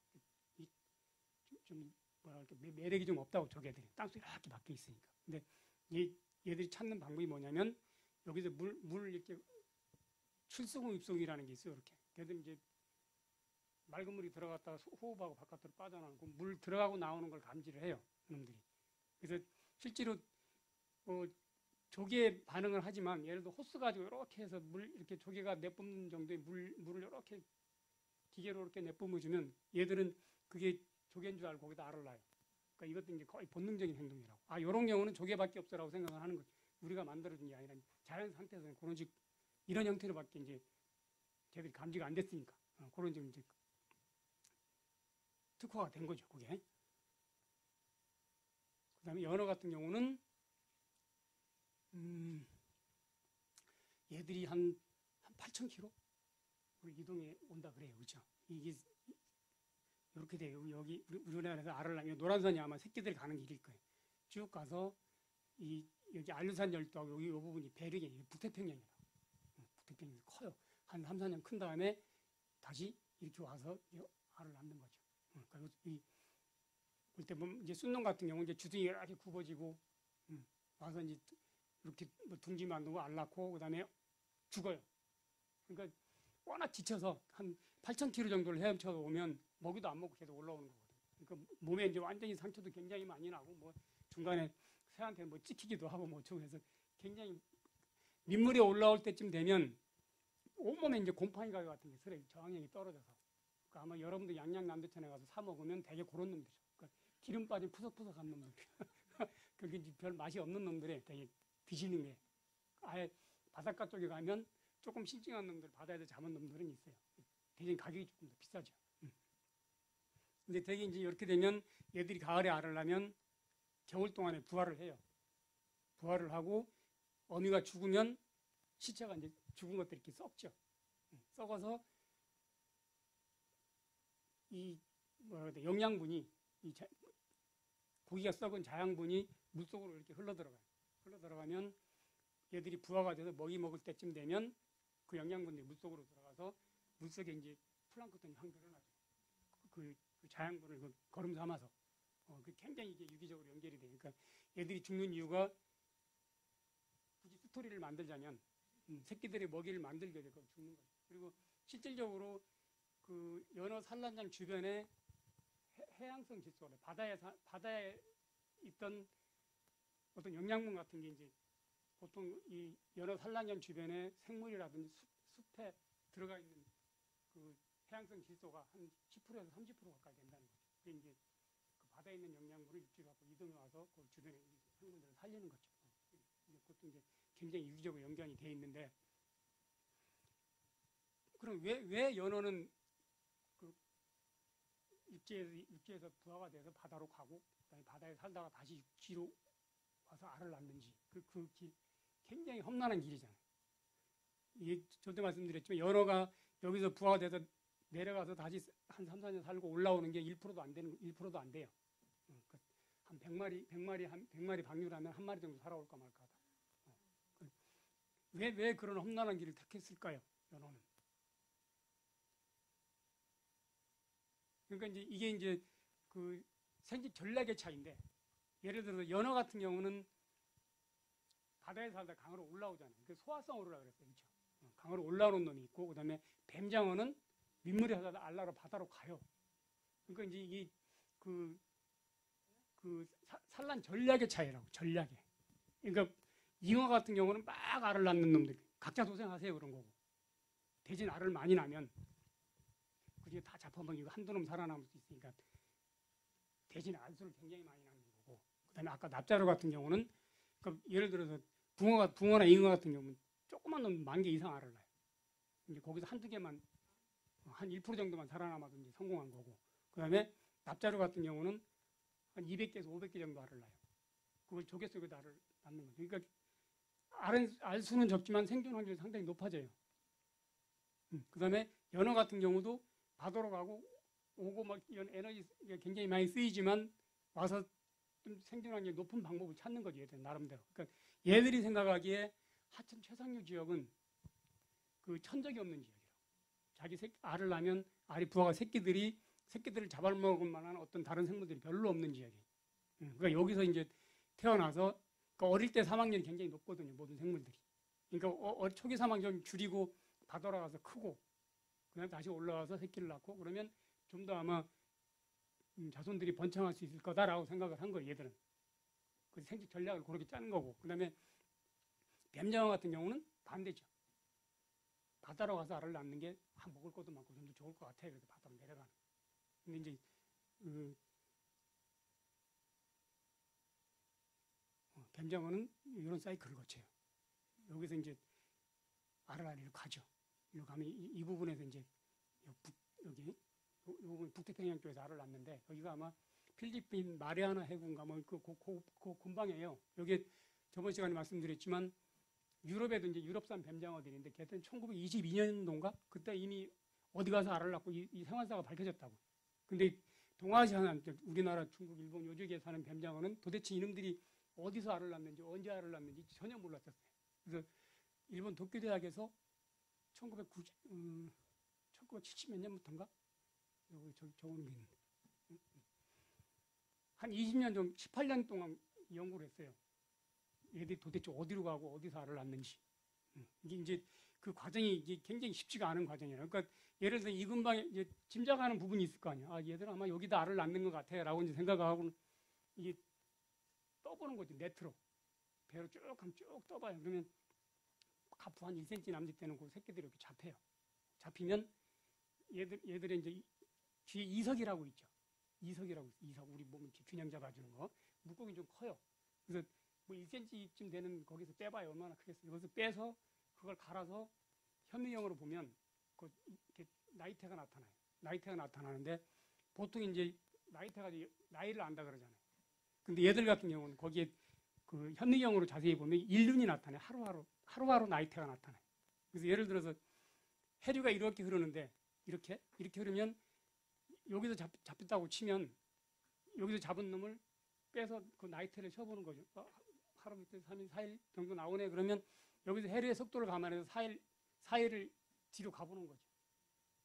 이게 쉬운 작업이 아니라 이걸 한 20년 동안 한 거예요. 한 18년 동안 쭉 하다가 그때가 언제나 1990 몇 년도쯤인가 이게 거의 밝혀졌어요. 지금은 이제 그 어느 부분에 알람는 건지 뭐 이것까지 다 밝혀지긴 했지만 어쨌든 그렇게 해서 한 18년 동안인가 해서 산란장이 여기네라고 밝힌 거예요. 이게 이제 이걸 어디다 써먹어요? 뱀장어는 여기다 알을 놔. 그걸 어디다 써먹을 수 있을까요?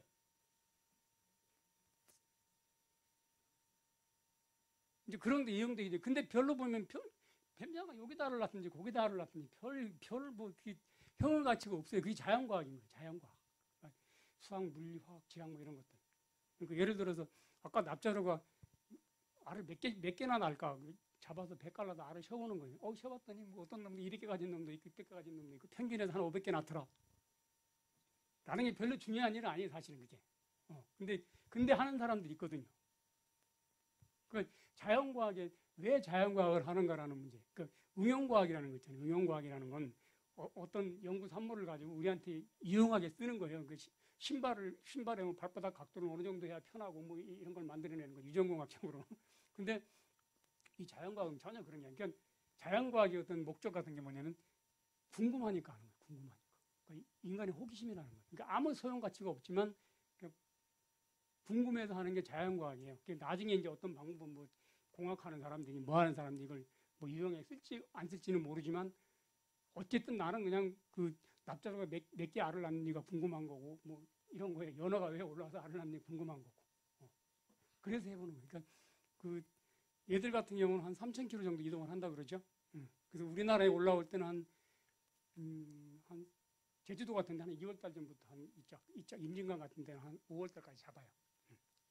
이렇게 강 입구에다 그물을 치면 얘들이 올라올 때 그물이 굉장히 커요. 좀 멀리 잡아서 그런데 그물을 치면 해류 따라 쭉 고기들이 들어와서 이거 하나 털면 이 정도 나와요.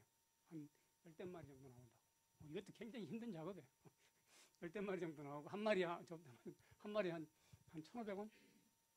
재작년인가 7,000원까지 가서 상당히 비싸게 가서 7,000원까지. 이렇게 잡아서 이렇게 모아서 이제 킬로그램 단위로 이렇게 팔죠. 이걸 사다가 양식을 하는 거예요. 그래서 우리가 먹고. 쉬운 작업들이 아니죠. 그러니까 얘들 같은 경우도 연어 같은 경우는 하천 상미에 올라서 알을 낳으면 천적이 없다고 생각하시는데 그렇게 알을 낳는 거고 뱀장어 같은 경우는 알을 낳으면 어느 지역에 낳냐면 두 해류가 이렇게 겹치는 지역. 그러니까 염분 농도가 다른. 그러니까 대개 생물체라는 어느 환경에 적응해 있거든요. 그러니까 내가 예를 들어서 3% 정도의 바닷물에 살고 있는데 가다 보니까 5% 정도의 아주 짠 바닷물을 만나면 여기를 피한다고. 그러니까 얘들이 알을 낳는 지역 그런 지역이에요. 그러니까 다른 생물들이 별로 없는 지역. 없는 지역에 알을 낳고 그다음에 알을 낳아도 금은밤에 낳는다 말이지. 금은밤. 깜깜한 밤에. 그래야 이제 잡아먹는 그런 식의 알을 낳죠. 그다음에 이제 연어 같은 경우가 그 자기 모천회기를 한다 그러잖아요. 모천회기. 자기 강으로 찾아올 때 바다에서는 그 태양의 위치하고 뭐 별의 위치 이런 걸로 자기장 뭐 이런 걸 가지고 이렇게 쭉 찾아온다 그래. 자기 강 하천 어부까지. 그러니까 이제 그건 설이에요. 설 어쨌든. 근데 이제 제일 강력하게 받아들여지는 설이죠. 확실치는 않지만 아마 그럴 것 같다라고 얘기는 하는 거예요. 그죠? 그다음에 이제 민물에 오면 민물 가까이 오면 거기서 이제 그 물고기라는 게 그 체액 농도라는 게 생물이라는 게 그 예를 들어서 우리 눈물 같은 게 몇 프로의 염분 농도가 찝찝하잖아요. 피도 그렇고 그게 몇 프로쯤 될까요? 그 콘택트 렌즈 닦는 농도도 비슷해요. 거기 한 1%쯤 돼요. 정확하게 0.89%가 돼요. 그걸 생리식염수라 그래요. 우리 염분 농도가 피나 뭐 이제 뭐 콧물이든지 이런 게 다 눈물이든지 염분 농도 0.89%. 약간 짭짤한 그런 농도. 대개 생물체는 그런 환경에 저기 지내해 왔기 때문에 바다 생물이든지 뭐 민물에 사는 놈이 다 그 정도 염분 농도를 가지고 있어요. 그래서 이제 얘들이 아예 짠물에 살다가는 이 물이 통과되는 게 다르죠. 그래서 민물 같은 데 있으면 물이 몸 안으로 계속 어떻게 되냐면 이게 되게 헷갈려요. 민물 같은 경우는 물이 연안 쪽에서 진안 쪽으로 가요. 계속. 그러니까 민물 같은 경우는 어때? 물이 몸 안으로 계속 들어오죠. 그러니까 물에 빠지면 예를 들어 사람이 물에 오래 들어가서 불어요. 이렇게. 불른다. 그러니까 예를 들어서 뭐 조금 이상한 얘기지만 사람 자살할 때 자르고 이제 목욕탕에 들어가는 얘기 많이 들어봤잖아요. 이게 이제 물이 계속 들어가는 거지. 피가 터지면서 이렇게 빠져나와. 그걸 이용하는 거죠. 그러니까 바닷물고기는 반대예요. 바닷물 농도가 더 진하니까 몸에 있는 물이 자꾸 밖으로 빠져나요. 그래서 걔들은 그냥 있으면 몸이 쪼그라들어요. 계속. 민물고기는 그냥 있으면 물이 뚱뚱 불고 바닷물고기는 그냥 있으면 계속 몸이 쪼그라든다고. 그러니까 걔들은 끊임없이 이런 작용을 하니까 바닷물고기는 계속 바닷물을 먹고 염분은 밖으로 내보내고 물은 몸에 축적을 하고 그런 역할을 계속 하죠. 그다음 민물고기 물이 계속 들어오니까 계속 물을 퍼내는 역할을 하고. 그러니까 예를 들어서 바닷물고기가 계속 바닷물을 먹고 이제 소금을 빼내고 물을 이제 몸에 축적하는 그런 역할을 하는데 민물에 와서도 그런 역할을 하면 안 되잖아요. 거꾸로 돼버려. 그러니까 항상 그 만나는 부근에 와서 적응 시간을 가져요. 이렇게. 적응 시간을 가지고 이제 올라가고 내려올 때도 마찬가지고 그런 과정을 항상 갖죠. 그러니까 그 삼뚝 과정이 완전히 바뀌는 일이죠. 굉장히 말하자면 좀 생리적으로 굉장히 그 복잡한 과정을 거치는 거예요. 그다음에 이제 혹시 풍천장어라고 들어보세요? 풍천장어. 여기 아까 오다 보니까 저 아까 그 차 빠진 데 이렇게 오다 보니까 그 장어집이 굉장히 많더라고. 장어집이 굉장히 많은데 거기 풍천장어라고 해요. 풍천장어. 풍천장어가 제일 유명한 데가 고창 그 선운사 입구 쪽에 가면 엄청나게 많아요. 풍천장어. 묵분장어 이렇게 먹는 거. 근데 이게 풍천이라는 데가 어떤 강 이름이 아니고 풍천이라는 게 이런 예를 들어 소래포 같은 그런 강인데 밀물이 이렇게 올라오면 바람하고 샥 올라와요. 그죠?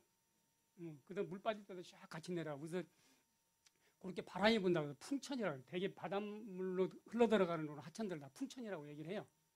풍천이라고 얘기하고 거기에 사는 뱀장을 가지고 뱀장 구이를 하든지 뭘 하든지 거기에 사는 뱀장을 잡아서 먹는 걸 풍천장어라고 그래요. 풍천장어. 그러니까 이제 그냥 양식산이나 그냥 이런 강에 사는 뱀장어보다 좀 더 맛있다는 이유가 뭐냐면 해류가 이렇게 바뀌잖아요. 하루에 2번씩 이렇게 바뀌고. 그러니까 이게 얘가 이제 물살도 견뎌야 되고 염분 농도도 견뎌야 되고 그러니까 생리장이 굉장히 활발한 거죠. 그러니까 좀 더 시달림을 많이 당한 놈이라서 맛있다는 거죠. 뭐 근육질도 단단하고 그래서 이제 풍천장어라고 얘기해요. 그래서 이제 풍천장어를 그래서 알아주는 거예요. 그러니까 풍천이라는 게 따로 있는 게 아니라 그러니까 여기 이제 소래포 같은 경우도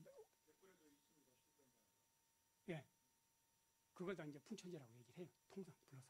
칠면장어 같은 경우가 아마 한 늦게까지 한 6월달까지도 나와요.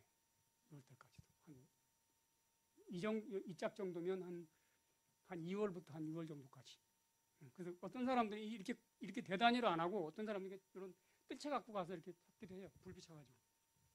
그거 아르바이트 괜찮아요. 한 마리에 1,500원씩 하니까 괜찮지. 하루 저녁만 잡아도 많이 잡아요.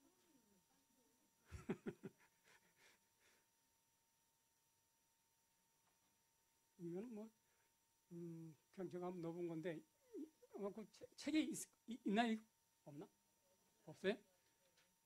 되게 물고기 키울 때 보면 이런 물고기들 키워보면 이런 행동들을 수전에서 관찰할 수가 있어요. 요만한 수조에 넣어도 왜냐 아까 말씀드린 대로 얘들이 본능적으로 행동하는 거니까 그러니까 아주 정확하게 이렇게 뭐 자연 상태 이렇게 맞춰주지 않아도 적당히 먹이만 주고 잘만 하면 죽지 않을 만큼은 잘 키우면 거기서 알도 낳고 뭐 산란 행동도 하고 뭐 새끼 보호하는 것도 하고 볼 수 있고 굉장히 재밌어요. 그 중에 이제 여기가 버들봉어라는 놈이에요. 여기 아마 논 같은 데나 저수지 같은 데 좀 있을 거예요. 굉장히 이쁜 물고기인데 얘들은 수온을 한 26도? 수온을 한 26도 정도 맞춰주고 26도에서 28도 정도 맞춰주고 그 다음에 그 빛 조건을 한 하루에 14시간 정도 빛으로 이렇게 비춰주면 일주일마다 한 번씩 알을 이렇게 연중. 그러니까 자연 상태에서는 이제 곧 낳는 시기가 있으니까 보통 한 1000개 가까이 알을 낳는데 수조에서 키우면 영양 상태가 조금 떨어져요. 아무래도 먹이 같은 거 줘도. 그러면 한 500개씩 정도 알을 낳아요. 이렇게 거의 매일 이렇게 거의 매일. 이 굉장히 이쁘거든요. 그래서 이걸 아마 한 500개씩만 낳아도 수조 하나에 일주일에 500개씩이니까 10개만 가지면 몇 개예요? 이게 엄청나잖아요. 이게 예를 들어서 새끼를 내서 얘들은 또 이 수컷이 보호를 해요. 보호를 하면 어릴 때 죽는 확률이 거의 없죠. 500개 나면 거의 한 400개는 살아남아요. 그걸 해서 이제 이만큼씩 키워서 팔자. 근데 이제 내 친구한테 옛날에 야 이게 이렇게 알을 많이 낳아. 이거 한 돈을 많이 벌 수 있을까? 걔가 이제 저 물고기 유통하는 애. 그 누가 사간 그렇게 많은 거 누가 사간대니 그럼? 그러니까 우리나라 아직 그 수요가 적은 거예요. 예를 들어 뭐 수출을 하든지 뭐라 하면 이렇게 수요가 생길 텐데 예를 들어서 내가 요만한 방에다가 여기다 한 10개만 놓고 키워도 몇천 개씩 한 달에 수천 마리 만들어내는데 이걸 다 소비를 못 한다는 거죠. 실제로 이 시장에서는 이게 한 3마리에 한 5,000원 정도 팔려요. 인터넷상에. 맞나? 그런데 인터넷 보면 많이 나와요. 그 정도 가격에 팔릴 거예요. 그러니까 예를 들어 내가 막 키워서 시장에 출하를 시키면 가격이 뚝 떨어지면 그 1차 생산물이나 그런 거예요. 그 배추가 귀할 땐 지금같이 굉장히 뭐 한 포기 10,000원씩 갈 때도 있고 어느 배추가 잔뜩 생기면 한 포기 1,000원도 안 가게 그냥 다 내버려요. 밭에 가서 줄 수도 있고 그런 식인 거예요. 1차 생산물이라는 게. 근데 하여튼 어항에다 키우면 그게 굉장히 재밌어요. 뭐 테리토리 정하고 암석끼리 싸우기도 하고 뭐 이런 알 낳고 알 보호하는 것들. 얘도 잘하고 미러도 잘하고. 가지고 나면 여러분들 잡아오기 힘들 거고. 납줄개 같은 경우도 어항에서 키우면 지네끼리 이제 뭐 테리토리 하고 뭐 산란 행동하고 잘해요. 굉장히 재밌어요.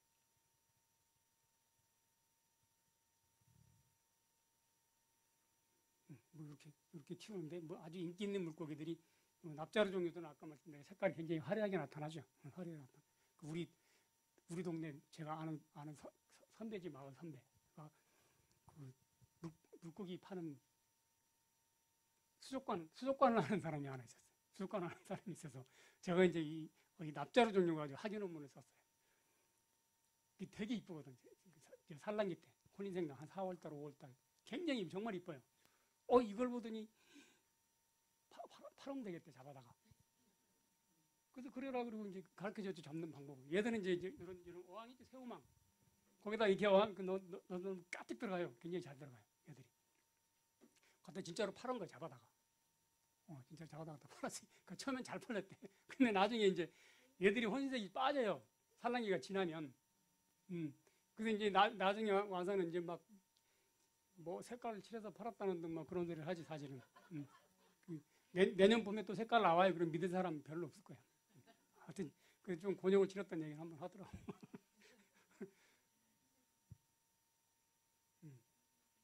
요거만 잠깐 볼까. 요건 제가 우리나라 강, 한강하고 낙동강, 금강, 영산강, 빼치. 이걸 왜 넣냐면 다른 강도 마찬가지. 특히 한강 같은 경우는 우리 시흥 같은 경우도 한강 대권역에 포함돼요. 이렇게 다. 그러니까 우리나라 이제 하천을 관리하고 뭐 어떤 놈들이 사는지 이거 계속 해마다 조사를 하는데 이 시흥 부분하고 다 이제 여기 한강 대권역, 그다음 낙동강 대권역, 뭐 금강 대권역, 영산강, 성림강 대권역 이런 식으로 관리를 해요. 관리 차원에서 이렇게 해서 시흥도 어쨌든 한강에 포함되는데 아마 제가 보니까 이쯤 되는 것 같아요. 여기 저기 빠진 게 소래포구쯤 되는 것 같고, 그러니까 여기 약간 연두색으로 된 부분이 한강 수계고. 한강 위역, 그 다음에 여기 약간 하얀색으로 된 데는 독립하천들이에요. 여기는 그러니까 시흥 여기 독립하천구역에 속한다. 여기 거기 탁 넘어가면 이제 한강에 포함되긴 하죠. 근데 대개 보면 우리나라 한강이 494.44km, 494km. 근데 아마 여러분 인터넷 한번 찾아보시면 보통 한 504km인가 505km 이렇게 나와요. 다. 그러니까 이렇게 나오는 데는 별로 없어요. 이렇게 나오는데 이 숫자로. 이게 뭐냐면 옛날에 일제강점기 때 일본 사람들이 그 측량해 놓은 게 504km인가 그렇게 나와요. 그러니까 이제 그 발원지라는 게 있지, 발원지. 이제 검룡소라는 데가 이제 발원지고, 그 다음에 남한강 쪽은 저 오대산 월정사 쪽 더 위에 가면 우통수라고 있어요. 이제 그게 그때 일제감정기 때 걔들이 치장하기 전까지는 한강의 발원지는 우통수라고 했었죠. 그래서 여기 차 달에 먹는 물로 아주 우뜸이라 그래서 이제 그걸로 굉장히 유명한 지역인데 어쨌든 길이로 치면 이 한강 검룡소가 더 길어요, 조금. 그래서 지금은 이제 발원지 자리를 내주기는 했지만 사실 의미가 있는 부분 이 부분은 또 역사성이 더 있고 좀 그런 의미들이 좀 있어요. 근데 이제 정확하게 찝어야 되는 거죠. 어느 부분이 발원 셈이고 거기서부터 쭉 따라 내려오면서 이제 하구를 어디로 잡느냐가 이제 그 강의 길이를 이제 정하는 속도가 되는 거죠. 근데 이 강화도였죠. 이게 일제강점기 때는 여기를 쟀다고. 여기까지. 지금은 여기를 이제 여기 저 김포에 가면 애기봉이라고 혹시 아세요? 애기봉, 김포에. 깐난애기에 얽힌 사연이 있나 보다 그랬더니 그게 아니라 사랑하는 기생에 관한 얘기, 그죠? 그 기생이 기리기 위해서보다 뭘 해놨다고 하더라고. 그 앞에 보면 조그만 섬이 있어요. 그 애기봉 좀 아래쪽으로 보면 지금 초소가 있어서 잘 안 보이는데 여기 유도라는 섬이 있어요. 유도, 조그만 섬. 우리말은 머머리 섬이라고 그러는데 거기가 법정 하구예요. 여기서부터 여 검정도까지 494.44km 거죠. 옛날 여기 일제강점기 때 여기를 했는데 여기는 바다죠. 강화도 쪽 바다고. 그다음에 서울시에서 그 한강사라는 거 책을 낸 거는 여기 임진강하고 한강을 만나는 부분을 한강으로 끝으로 봤어요. 그 임진강은 원래 한강의 지류예요, 그죠? 독립된 강이 아니고 한강에 속한 한강의 지류라고. 여기 잡으면 안 돼. 여기를 잡아야 돼요. 어쨌든 여기서 이제 잰 길이가 이렇게 500 몇 메다가 아니고 500 몇 킬로가 아니고 494km. 이거는. 그다음에 낙동강은 좀 길죠. 그 한강보다 제일 긴 강이 남한에서는, 그죠? 그러니까 압록강, 두만강, 낙동강, 그다음에 한강 아마 있을 거예요. 유역 면적은 한강이 좀 넓어요. 그래서 압록강, 두만강 다음이 한강인가 그럴 거예요. 유역 면적은. 낙동강은 발원지가 황지연못이라는데